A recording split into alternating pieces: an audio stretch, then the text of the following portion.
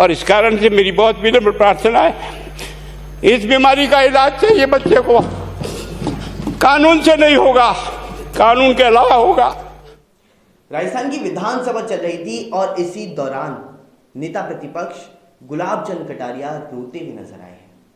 वह paper leak जो ये मामले होते हैं, इसको लेकर के लगातार राजस्थान की जो गरीब आवासीय जनता है उनके पक्ष में बोलते हुए नजर आए।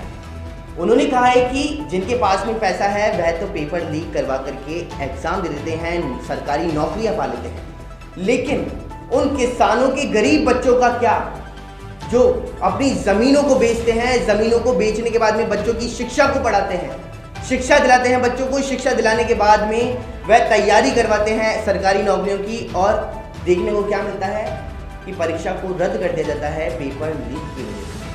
देखा जाए तो इन गरीब बच्चों का क्या, यह तो पेपर लीक कराने में इनका ना तो कोई हाथ होता है और ना ही जो गरीब बच्चे होते हैं वह इस पेपर को दोबारा देने के लिए सक्षम हो पाते हैं, क्योंकि वह अपनी सारी संपत्ति को लगभग दांव पर लगा देते हैं और उसके बाद में शिक्षा ग्रहण करते हैं। तो इसी को लेकर के इस बिल के ऊपर किस प्रकार से नेता प्रतिपक्ष गुलाब चंद कटारिया रोते हुए नजर आए हैं, सीधा इस रिपोर्ट से रूबरू करवाना है। दुर्भाग्य हमारा, जहाँ से कोई आशा की किरण दिखती थी उस गरीब को कि चलो मैं अपनी मेहनत से आगे बढ़ जाऊंगा, लेकिन अब वो निराशा में आ गया।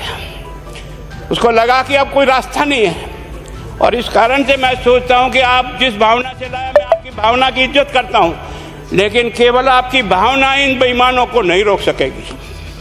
इसको रोकने के लिए हमको सिस्टम को बदल करके और तुरंत उस पर ध्यान करना चाहिए। कानून 302 का बना हुआ है, क्या मर्डर रुक गए? आप भी जान रहे हो, रोज के रोज पोक्सो कोर्ट में आजीवन कारावास हो रहा, क्या व्यभिचार रुक गया है? अपराधी को दंड मिल सकता है, अपराध बंद नहीं हो सकता है। अपराध बंद करने के लिए जो सिस्टम होते हैं उस सिस्टम में चलो। एकमात्र इस देश में भ्रष्टाचार की भट्टी में देश जल रहा था, केवल और केवल एक तरह से प्रत्येक व्यक्ति का खाता खुलवा कर देश के प्रधानमंत्री में सारा का सारा बेनिफिट उसका सीधा खाते में डाला। बेईमानों को चोट लगी नहीं लगी, उस तरफ अपना दिमाग बचाओ, उस तरफ अपना दिमाग लगाओ कि इस बीमारी का इलाज कहाँ है और कैसे हो, इस बारे में चिंता करने की कोशिश करो। मैं कई बार इधर सीकर और इधर गया तो मैं सोचता हूँ कोचिंग संस्थान की बिल्डिंग देखें ना तो टोपी गिर जाए नीचे से। क्या चीज़ है यार, भगवान ने क्या लक्ष्मी वहीं बरसाई है। और जो बाकी संस्थाएं, उसका कारण यह है कि हमने अपनी दुकान को इतनी कमज़ोर कर दी है कि जहाँ बच्चे अच्छी तरह से शिक्षा लेकर के हम जैसे गरीब पढ़ करके यहाँ आ गए, अब वो रास्ते नहीं हैं। और इस कारण से मेरी बहुत विनम्र प्रार्थना है, इस बीमारी का इलाज चाहिए बच्चे को, कानून से नहीं होगा, कानून के अलावा होगा, और उसमें आप करें। धन्यवाद। Thank you. माननीय मंत्री महोदय।